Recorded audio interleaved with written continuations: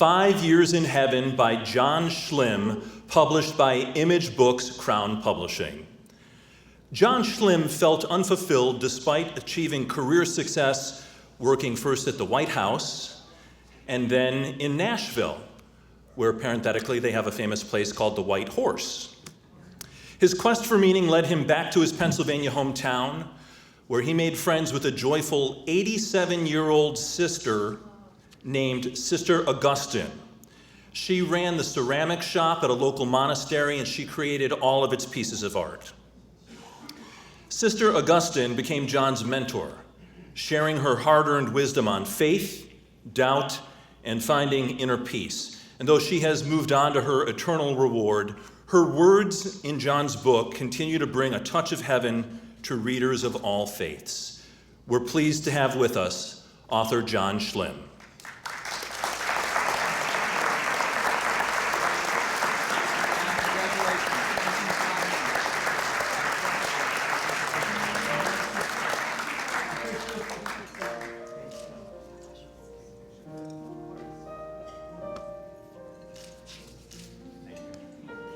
Congratulations, John.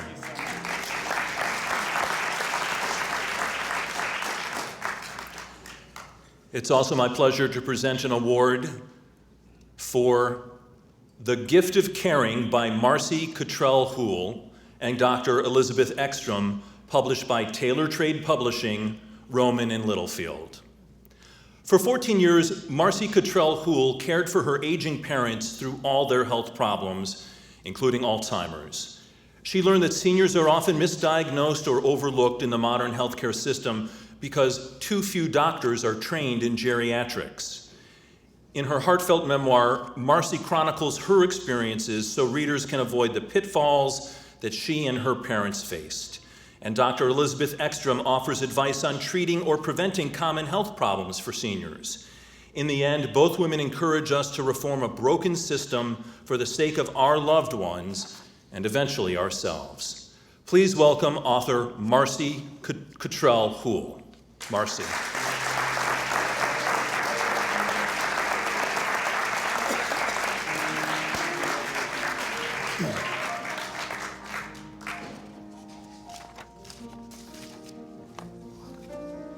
Congratulations.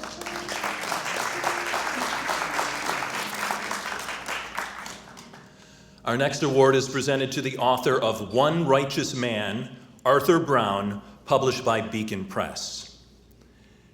Samuel Battle has been called the Jackie Robinson of the NYPD, yet his story has never fully been told until now. During the early 1900s, he became the city's first black police officer. The young cop withstood many incidents of discrimination, often from his own colleagues, but he eventually won their respect because of his kindness, his talent, and above all, his integrity.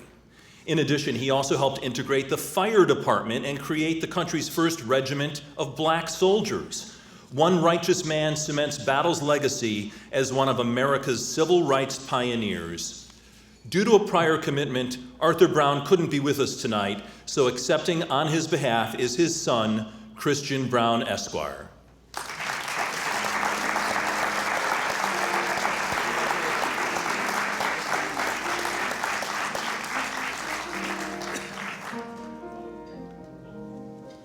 Give our best to your dad.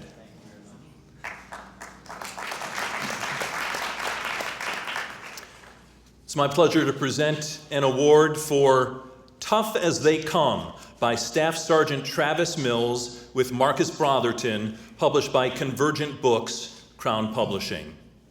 Staff Sergeant Travis Mills was on his third tour in Afghanistan when an IED explosion changed his life.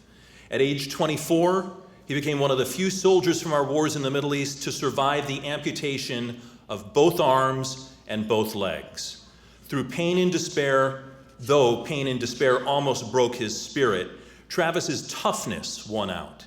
After 13 surgeries and hundreds of hours of rehabilitation, he's able to walk, drive, and make breakfast for his wife and daughter. Travis also runs a foundation that shows wounded veterans and their families that they too can overcome their challenges.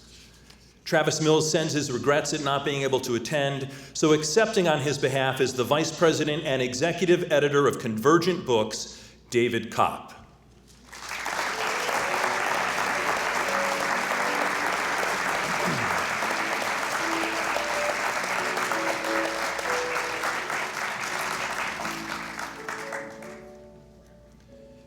Jim, Jeannie, you don't mind that we started without you, do we? Okay, the Gaffigans are here, ladies and gentlemen.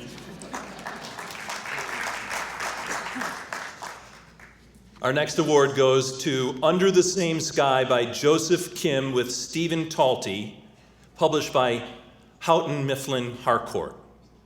That's also their law firm, I believe. The famine that hit North Korea during the mid-1990s transformed young Joseph Kim's life from one of comfort to one of despair. His father died and his mother was sent to prison. His sister was sold to men in China. Survival sometimes trumped morality during Joseph's years as a homeless beggar and thief, but after escaping to China, he encountered Christian activists who put him on the road to his current life as a college student in America. Joseph hopes to find his sister someday. Until then, he takes comfort in the fact that they both live under the same sky. We're pleased to have with us author Joseph Kim.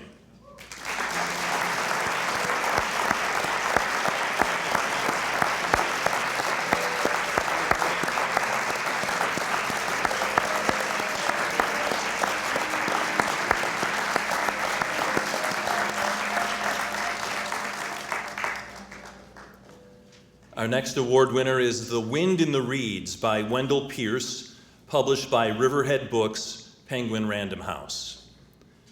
When the floodwaters of Hurricane Katrina devastated the New Orleans community in which he was raised, actor Wendell Pierce used the arts to bring a spirit of hope and resurrection back to his hometown. He also re-examined his family heritage, specifically the heroic example of his own mother and father. Pierce lovingly recalls his parents' sacrifices in the face of racism, sacrifices grounded in their love of family, God, and the power of education. More than a memoir, The Wind in the Reeds is a love letter to a community that reflects the most noble virtues of American life. Author Wendell Pierce is on a film shoot tonight, so accepting on his behalf is his agent, Laura Nolan.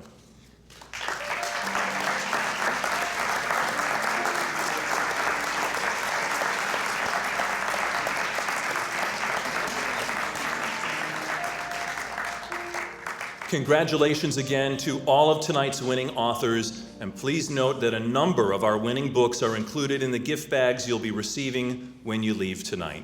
Thank you.